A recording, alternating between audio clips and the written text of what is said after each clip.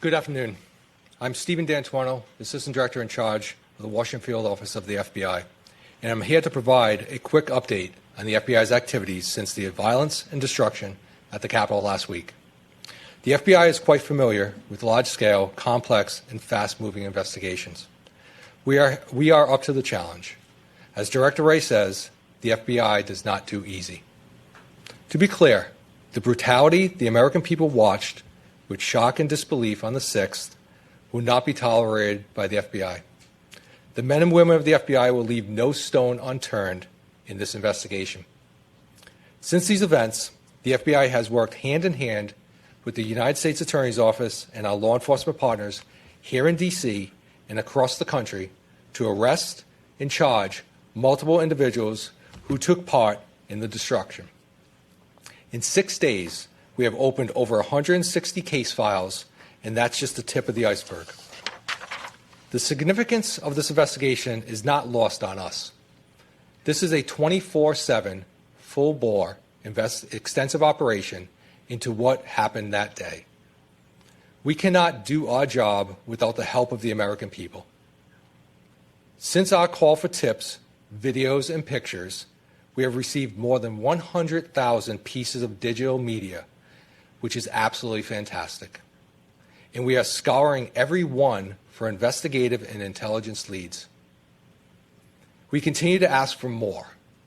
If you have information, contact 1-800-CALL-FBI or submit photos and videos to fbi.gov/US Capitol, and that's Capitol with an O. I want to stress that the FBI has a long memory and a broad reach. Agents and our partners are on the streets investigating leads not only here in the D.C. area, but also across the country through the FBI's 56 field offices. So even, like I've said before, even if you've left D.C., agents from our local field offices will be knocking on your door if we find out that you were part of the criminal activity at the Capitol. But before we do this, this is your opportunity to come forward, as several individuals who were involved in Wednesday's riots have done, to volunteer about their participation. In the weeks leading up to the January 6th rally, the FBI worked internally with every FBI field office to ensure that we were looking for any intelligence that may have developed about potential violence during the rally on January 6th. We developed some intelligence that a number of individuals were planning to travel to the D.C. area with intentions to cause violence. We immediately shared that information, and action was taken, as demonstrated by the arrest of Enrique Tarrio by the Metropolitan Police Department the night before the rally. Other individuals were identified in other parts of the country, and the travel subsequently disrupted. The FBI receives enormous amounts of information and intelligence, and our job is to determine the credibility and viability of it under the laws and policies that govern FBI investigations.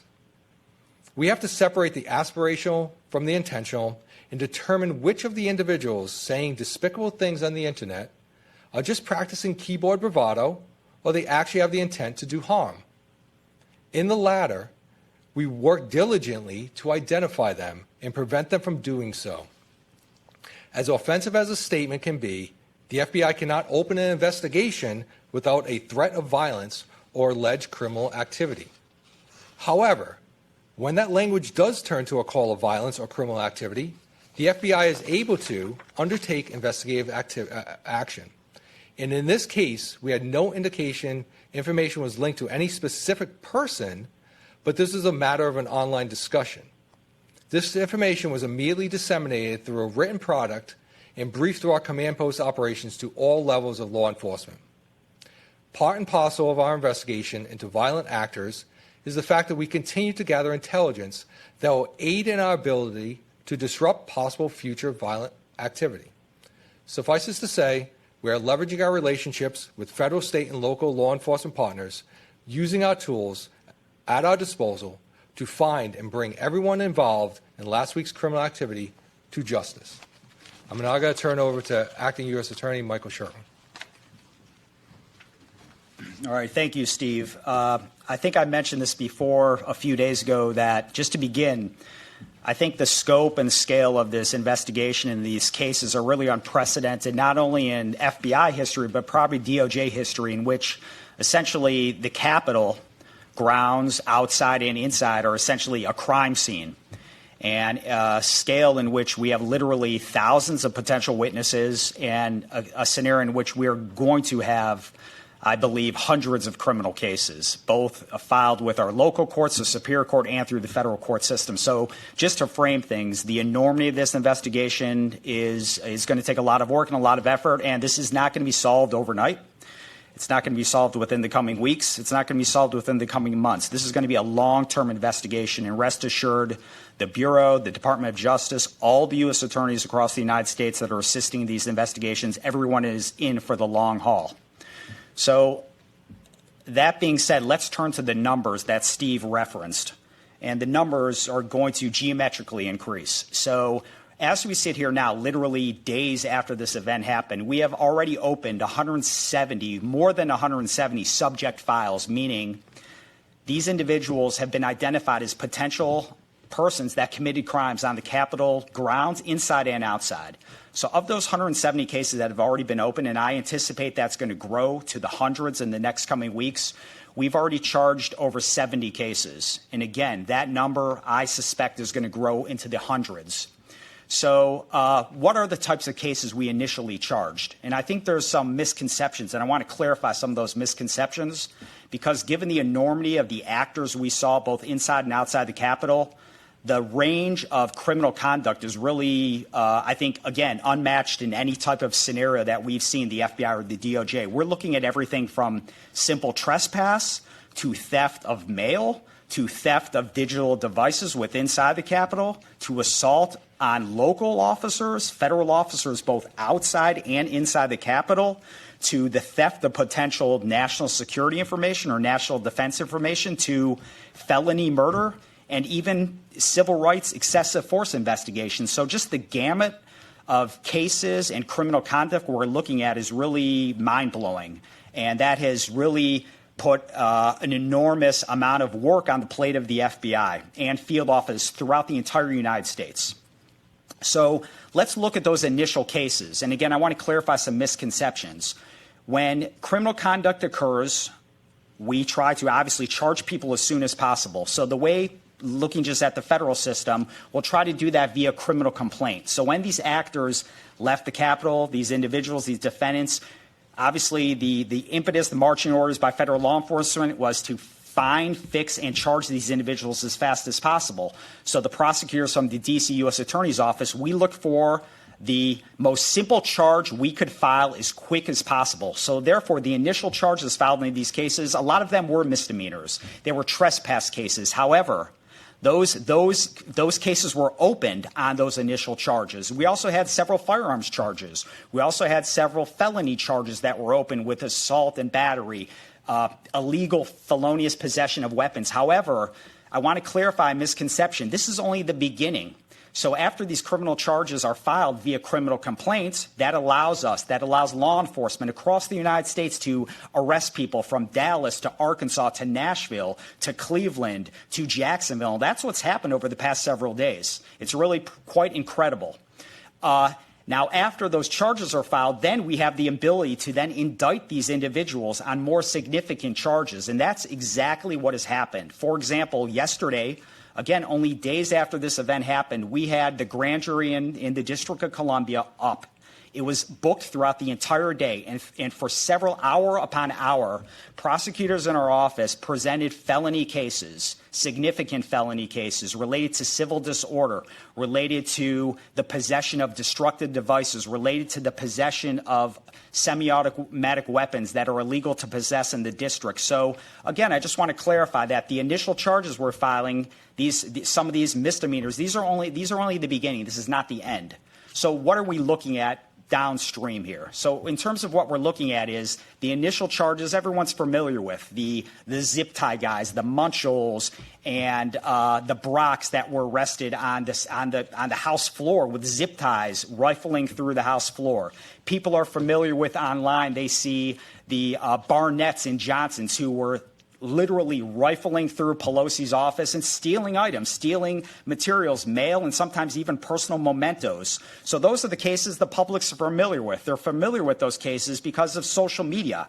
But what the public isn't familiar with is that the FBI, working with the U.S. attorney's offices across the country, and the crux of those being in D.C., we're looking at significant felony cases tied to sedition and conspiracy. Just yesterday, our office organized a strike force of very senior national security prosecutors and public corruption prosecutors. Their only marching orders from me are to build seditious and conspiracy charges related to the most heinous acts that occurred in the Capitol. And these are significant charges that have felonies with prison terms of up to 20 years. In addition to that, we're looking and taking a priority with cases in which weapons were involved and cases in which destructive devices were involved. As people know through news reports, there were pipe bombs found outside the Capitol. The ATF is working on that. Metro Police is working on that. FBI is working on that to find that individual or individuals who planted those devices.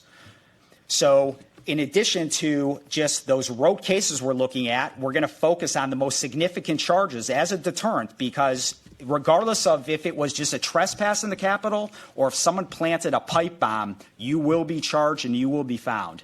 In addition to that, we've also focused on an emphasis on assaults and batteries on police officers, both federal officers and local MPD officers that were assaulted. And as the days go on, there's going to be more social media, and people will recognize that in some instances, MPD and Capitol Police were in open-handed combat with some of these persons inside the Capitol, where tear gas was used on the Capitol Police and federal officers, and they were also used against some of these rioters. So the picture is going to build. I think there's a lot of misconceptions about what happened within the Capitol, and it's going to come into laser focus, I think, over the next weeks and days. And I think people are going to be shocked with some of the egregious conduct that happened within the Capitol. The third area emphasis that our office is also focusing on is we set up a strike force to focus on assaults on the media. Some people aren't familiar that some of those rioters specifically targeted members of the media and assaulted them. So we have assigned specific prosecutors in our office to focus on those cases as well. And I'm naming all these different strike forces to just emphasize, regardless of who the victim was, regardless of who the perpetrator was, we're treating all of these cases equally. Thank you very much.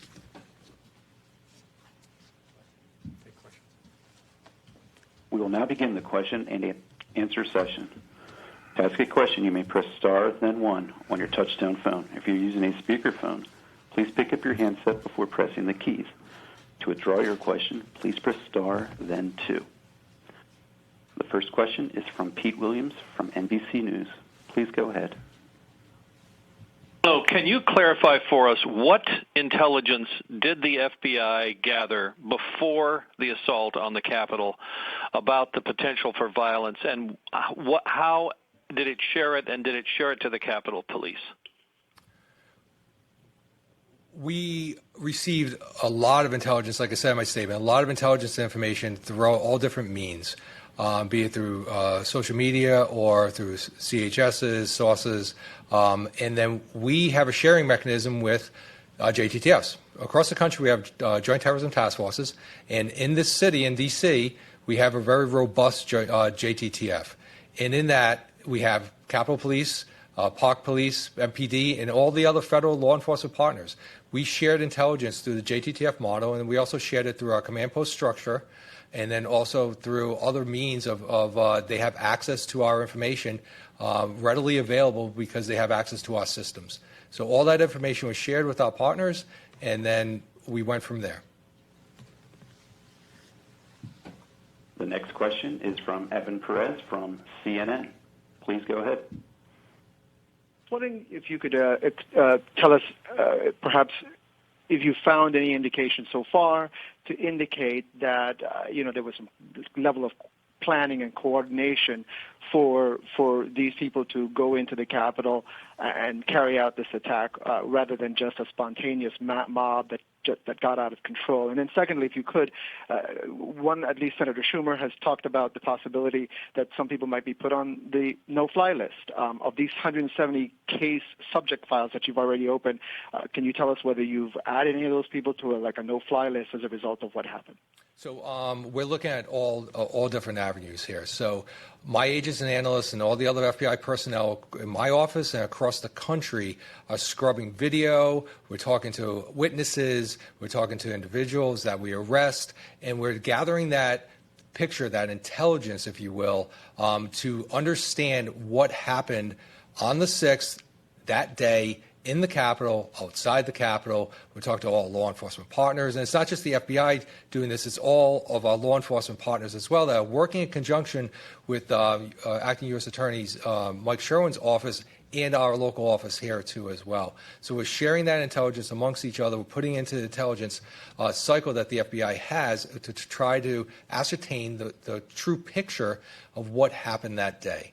As for the no-fly list, we look at all tools and techniques that we possibly can use within the FBI, and that's something that we are actively looking at. The next question is from Catherine Herridge from CBS News. Please go ahead. Thank you for holding this event. The 2 pipe bombs that were found at the RNC and the DNC, does this cross the threshold to domestic terrorism because they are political targets? And do you think this was designed to either pull first responders away from the scene as the Capitol was breached, or an effort to maim lawmakers as they evacuated? So I'll try to address that question for you the best I can. So yes, those 2 pipe bombs that were found both outside the RNC and the DNC offices near the Capitol grounds. And look, to begin, they were real devices. They had explosive igniters. They had timers. We don't know, obviously, exactly why they did not go off. That's being investigated. They were destroyed, disabled by Capitol Police with the assistance of the ATF, and that is all obviously being vetted and investigated. What was the purpose of those devices being planted? Was it a diversionary type of a tactic used by some of these rioters? Was it something, or did it have some other type of nefarious purpose? So that is what the ATF, the FBI, MPD are looking at as we speak right now, and looking for those persons that planted those devices. In terms of the conduct related to planning those, pipe bombs, the mention of domestic terrorism. I've mentioned this before. I don't like this tyranny of labels saying an act is domestic terrorism. We have plenty of federal resources at our disposal, plenty of federal charges to address all of this conduct, from felony murder related to the possession and use of destructive devices to seditious conspiracy, under the federal code that has significant penalties. And as mentioned, with this strike force that was established to focus strictly on sedition charges, we're looking at and treating this just like a significant international counterterrorism or counterintelligence operation. We're looking at everything: money, travel records, looking at disposition, movement, communication records. So no resource related to the FBI or the U.S. Attorney's Office will be unchecked in terms of trying to determine exactly if there was a command and control, how it operated, and how they executed these activities. The next question is from Pierre Thomas from ABC News. Please go ahead. Yes, thank you. Are you looking at the possibility that some of these suspects were attempting or planning to take members of Congress hostage? So I want to talk about Mike's the prior question first, just because I want to emphasize that we have a $50,000 reward out for the information, any information and identification of the individual or individuals that left the pipe bomb. So I just want to make that perfectly clear, and that we're looking at all angles in that. Every tool, every rock is being unturned because we have to bring that person to justice or people to justice. So can you repeat the question, please? No. Okay. Are you looking at the possibility that some of these suspects who breached the Capitol, who had zip ties and other things, were looking at the possibility of taking members of Congress or others hostage? So, like I answered the last couple of questions before, we are looking at all angles here. We're interviewing everyone, interviewing witnesses, and interviewing subjects as they get arrested around the country and within the district as well, to ascertain the true purpose of some of these individuals in the Capitol that day. The next question is from Jake Gibson from Fox News. Please go ahead. Thank you, first of all. I have two, actually. Number one, Senator Cassidy has tweeted out a photo that he said was of an individual that authorities wanted to get in contact with in connection possibly with the killing of Capitol Police Officer Sicknick. Number one, can you give us any type of update on that situation? Number two, I know you talked about intelligence leading up to the day before or leading up to the day of the riots, but there are some specific reports out that there was at least one report out of FBI in Norfolk that painted a pretty grim picture. Can you confirm that? And were authorities on the Hill really ready for what was coming at them? So the investigation into Officer Sicknick's passing is an ongoing investigation. We are looking at everything that we possibly can. It cuts us to the core that one of our law enforcement brethren passed away. So it's an ongoing investigation. There's a lot of tools and interviews that we're still conducting. There's a whole host of video that's out there. We're reviewing all that information. As for the information that's being presented out there right now about Norfolk, that was a thread on a message board that was not attributable, was being attributable to an individual person. Like I said in my statement, we deal in specifics and facts. That information, when my office and Washington Field office received that information, we briefed that within 40 minutes to our law enforcement partners, our federal, state, and law enforcement partners that we had on our command posts. It got ingested into the JTTF system and was, again, shared with all our law enforcement partners through that process that we have. And that's the action that we took on that, and that's it.